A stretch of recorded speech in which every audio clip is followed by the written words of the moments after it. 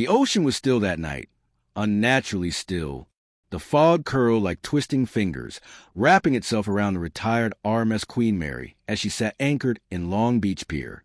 Through the haze, the colossal ship looked less like steel and metal and more like a sleeping monster, veiled in secrets, hungry for memory. When Lena arrived for the midnight historical tour, she thought nothing of the chill in the air. She was a skeptic. Stories of ghosts, cursed cabins, and drowned engineers did not scare her. In fact, she came only for content, her camera ready to expose a famous haunted ship as nothing but tourist-fueled rumors.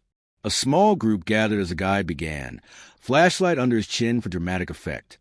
The Queen Mary sailed her final voyage in 1967, he said, but many claimed some passengers and crew never got off. Lena smirked. The tour led them through silent hallways where the walls were lined with black and white photographs. Smiling passengers unaware that some would never see land again. The deeper they went, the more the ship groaned, as if waking up. That was a highlight. The infamous cabin where guests reported beds shaking, taps turning on by themselves, and knocking from inside the walls. The guide unlocked the door, letting it creak open. Lena stepped inside alone. The air weighed heavy and damp, carrying the faint scent of seawater and something older. Her camera light flickered though her battery had been full minutes ago. She rolled her eyes. Suddenly, knock, knock, knock. 3 sharp hits, directly behind the wall.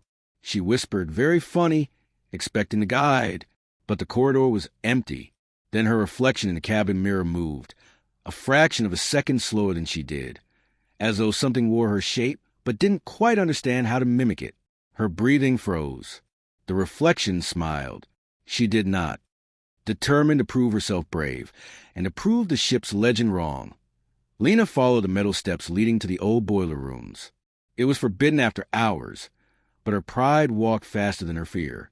Every step echoed as if someone followed behind, keeping pace. She spun, nothing but stale air and shadows.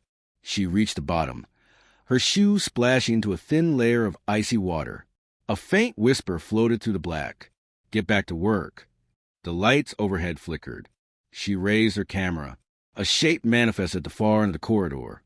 Blue coveralls, melted skin, eyes clouded like storm glass. His chest bore the number 13. The legend rushed through Lena's mind. The young engineer crushed during a watertight door drill. The ghost staggered forward, dragging one broken leg, water swirling with every step. The ship doesn't like it when you leave, he gurgled. Lena stumbled back.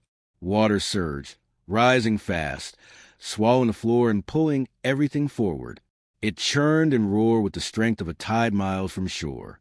Then she understood. The Queen Mary wasn't haunted because of the ocean.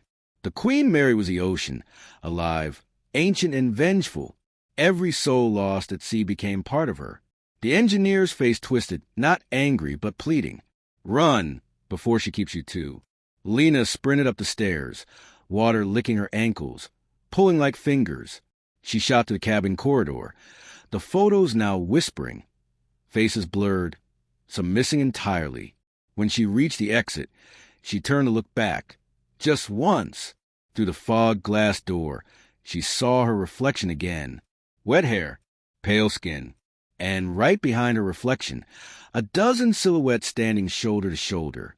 Passengers, crewmen, children, the forgotten, smiling. The next morning, employees found Lena's camera just inside the boiler room hatch. The footage was water damaged, except the last 5 seconds. Her whispering voice trembling. The Queen Mary isn't haunted. The Queen Mary is hungry.